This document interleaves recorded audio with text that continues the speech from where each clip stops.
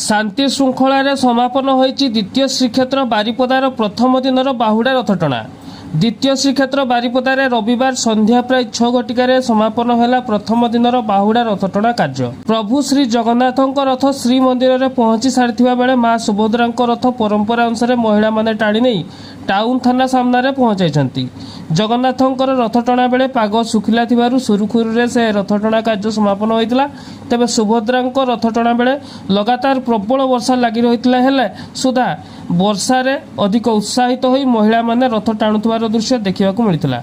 आसंता काली पुणी मां सुभद्रा और प्रभु बलभद्र रथ टणा जावार परंपरा रही।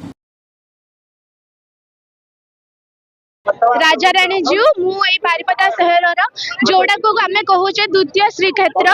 आज आमर कालिया रथंकर रथ टाणा होउची आ बहुत खुशी अनुभव होउची। जोड़ा होउची नंदी घस बहुत भीड़ भितर भी आम चांस पाई टाणी पार बहुत ही खुशी अनुभव करूचे। आ सब लोग खुशी रे रथ टाणी की जानतु। जय जगन्नाथ। प्रिय बेहरा बाहुडा यात्रा आम तो बहुत माने खुशी आनंद से आम तो छोट बड़ू ये जन्म ये मृत्यु आम भी ठाकुर को देखी आसीचु।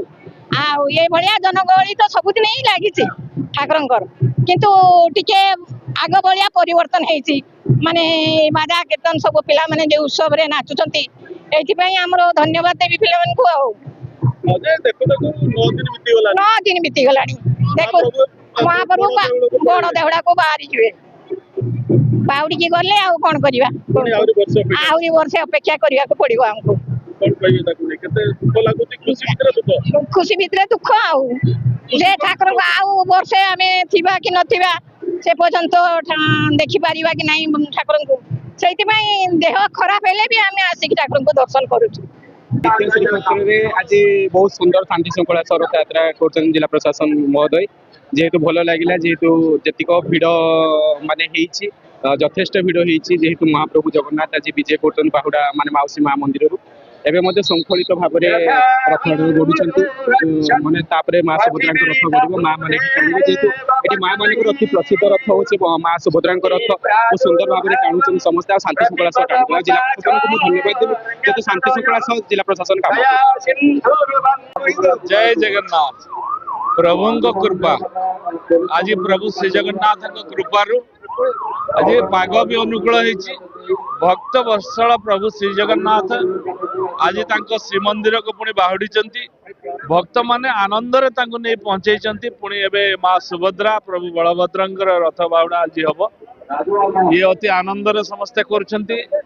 सबुठु बड़ कथा है आम मयूरभंजिया ये रथ अत्यंत प्रसिद्ध रथ। माँ सुभद्रा रथ केवल माँ माने भौणी माने ही टाणी था। तेणु आनंद रे माँ माने भौणी माने अपेक्षा कर भौणी सुभद्रा को लेकिन श्रीमंदिर में पहुंचेबे ये बहुत आनंदर कथा। आ सबुठु बड़ कथा आम मयूरभंजिया भाई भौणी माने बहुत श्रृंखलित ढंग से ये रथ यात्रा को पालन करथांती। रथ यात्रा रे सामिल होता जाओ आज माँ सुभद्रा प्रभु श्री जगन्नाथ बलभद्र अशेष कृपा अच्छी पाग अनुकूल होती। प्रभु आनंद रे आज निज श्रीमंदिर को बाहुड़ निश्चित भाव में ए वर्ष प्रभु को आम प्रार्थना करुचे समस्त मंगल करंतु जगत उद्धार हो जगतर मंगल हो। प्रभु श्री जगन्नाथ प्रभु महाप्रभु बलभद्र माँ सुभद्रा समस्त को कल्याण करंतु। जय श्री जगन्नाथ।